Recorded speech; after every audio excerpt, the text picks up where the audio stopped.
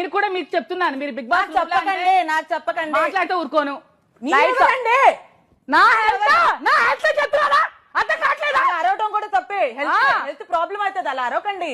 నా ఇష్టం వచ్చినట్టు అరుస్తాను. ఇది నా ఇష్టం. మీరు మాట్లాడుతుంటే మాకు నిద్ర పట్టట్లేదు. చెవులో వచ్చి మాట్లాడుతున్నానా?